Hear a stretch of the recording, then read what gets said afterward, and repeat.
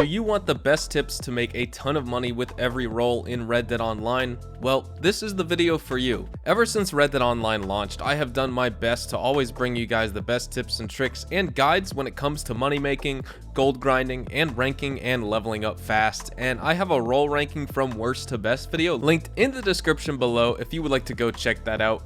There we discuss each role in depth and how you can be most efficient at each specific role, but today we're taking that extra step. We're going to be discussing the ultimate tips and tricks to make you money fast and easy with every single role in Red Dead Online. I get asked on stream all the time how I make the money I make, what activities do I do, what is my favorite role, what role do I play as most to make money, and truth be told, my answers to those questions have changed over time as I learn the really intricate ins and outs of how to absolutely maximize my playtime to get the most money and gold possible out of the game, and so I would like to share all of this information here with you. We have 4 roles and lots of tips to break down, so let's get started. If you enjoyed this video at any point or if you find it helpful, let me know by dropping a like on it, and if you would like to stay up to date with everything Red Dead Redemption 2 and Red Dead Online, consider hitting the subscribe button. We will start off with the Trader, which released during the Frontier Pursuits update in September of 2019, and it's a very effective role at making money if you really focus in and try to stock up with the camp with materials so crypts can later turn them into goods. Larger game will be worth more materials, and the higher quality or 3-star animals will be donated for more materials than a low quality or 1-star animal of the same animal, and the amount of materials you get from a specific animal have the same ranking as the money you get for selling the same animal to a butcher in town. And this means that a 3-star panther can be donated for 17.50 materials, which is the most you can get for any animal, just like the panther sells for the most out of any other animal in the game at the butcher. 3-star cougars are donated for 16.88 materials, 3-star bucks for 12.5 materials, etc. And so those are the animals you want to focus on, as well as obviously throw some deer and pronghorn into the mix if you have trouble hunting the others. 100 good delivery wagons sell for $500 when you sell locally and $625 when you sell long distance, and of course long distance has more risk, and that's why the reward is greater. Whichever sell distance you choose is up to you. I started off doing long distance sells, then started doing local because I hated making my viewers on Twitch sit and watch 15 minutes of me riding on a wagon across the map all the time. But now I'm back to grinding the long distance trader sells because I want to make the most amount of money possible. So knowing the right animals to hunt and which sell mission to do is very important, but the most important thing about the trader is your preferred method of hunting and farming animals. Of course, this is just a suggestion, and if you prefer hunting animals at Little Creek or Heartland Overflow or Rio Bravo, go right ahead, but I will say personally that the trader has never been this stress-free before when I farm 3-star cougars and 3-star deer using this method. I loop and I take advantage of the 3 static cougar spawns in Great Plains and tall trees. Shown here on screen, I rotate in and out of these 3 locations to hunt cougars to easily fill up a full 100 good delivery wagon for crypts. Typically, it will take me about 35 minutes of hunting in total to stock up enough cougars to sell a full large delivery wagon, and the spawns are by the windmill in Great Plains, the T at the start of tall trees, it's in a small little valley, and then the 3rd location is at Bear Claw Cabin.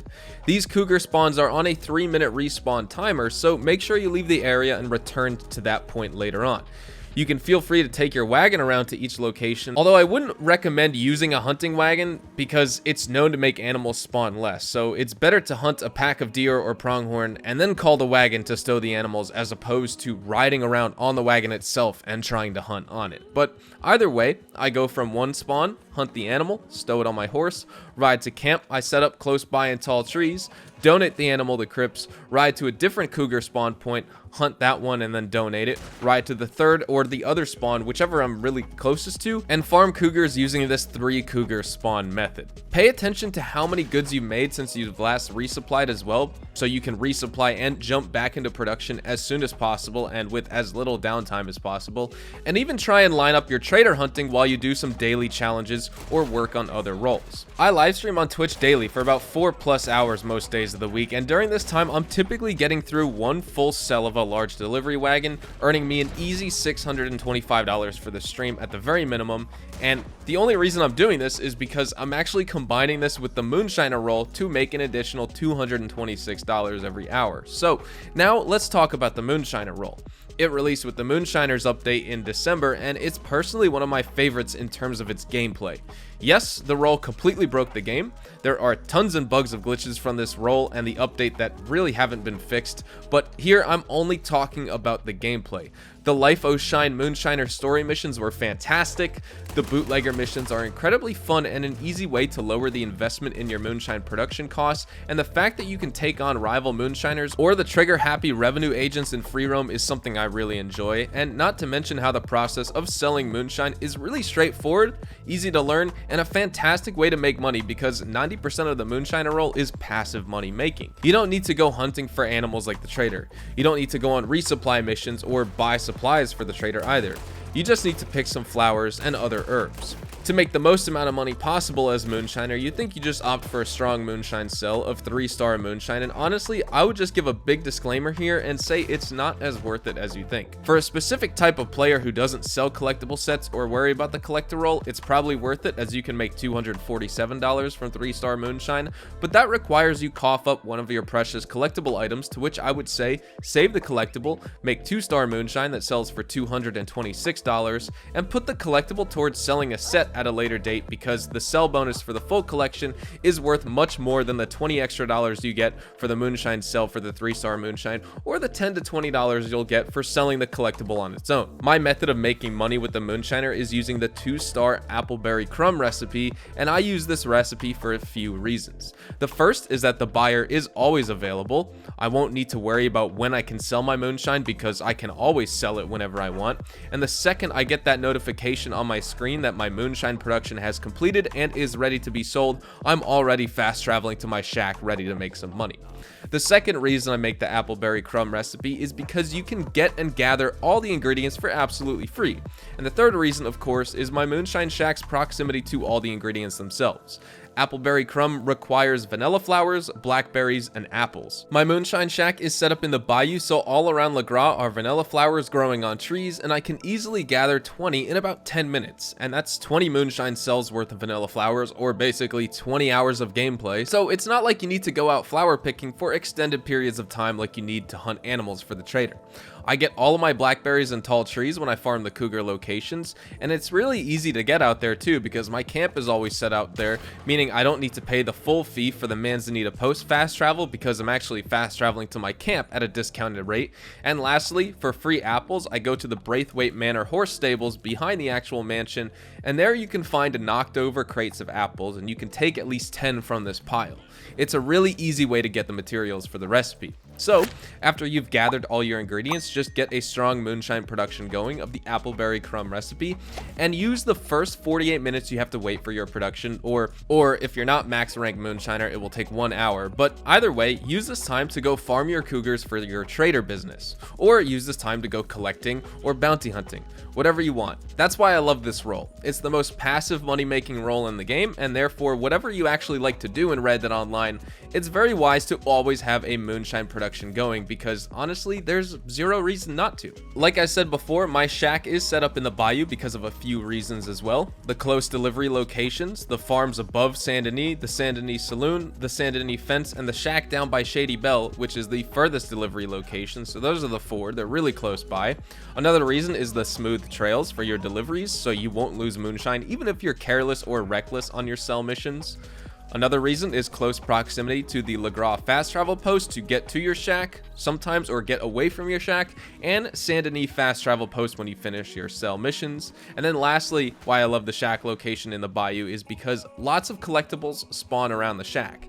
Depending on the time of day, tarot cards spawn on the barrels outside, wildflowers spawn by the river, and random dig sites also pop up outside the shack as well. Now let's move on to the third role, which is the bounty hunter role. For this role specifically, it's the only role that actually pays in both gold and money for completing missions. The other roles have daily challenges which you can complete to earn gold, but you don't actually earn gold nuggets for selling goods, collecting items, or selling moonshine.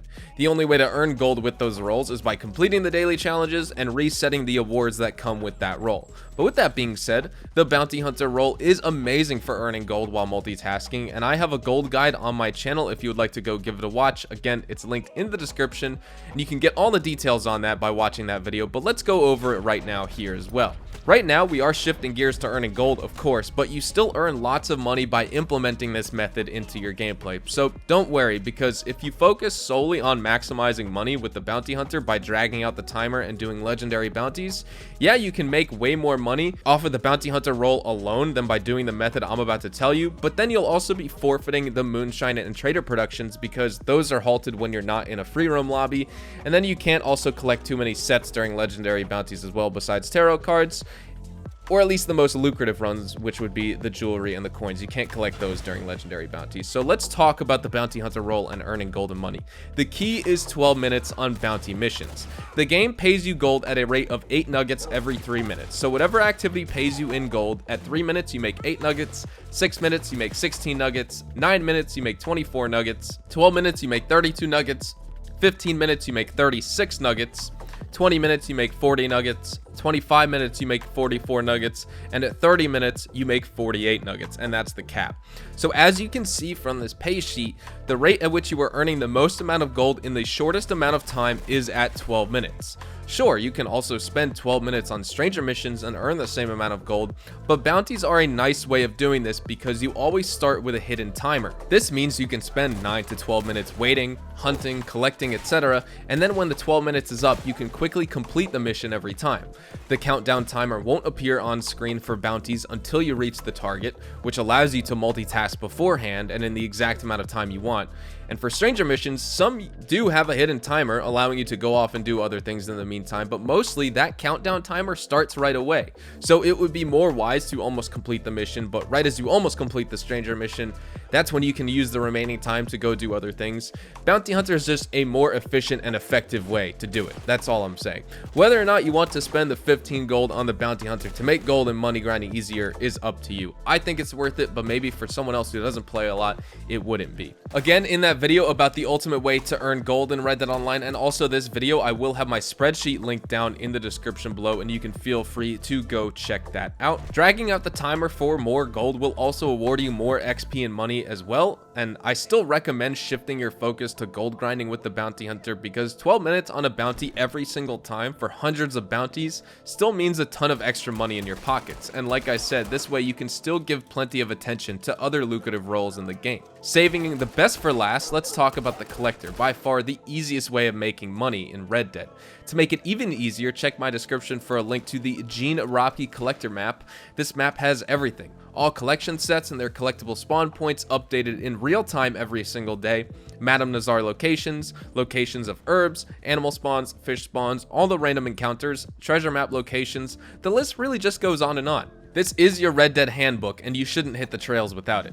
You still need to go out and take the collectibles yourself though, of course. This map just lets you know where to find them when you need them. And my collector method ever since I started using the map is by going after the most lucrative collection sets, which is the Lost Jewelry sets and the Coin Collection.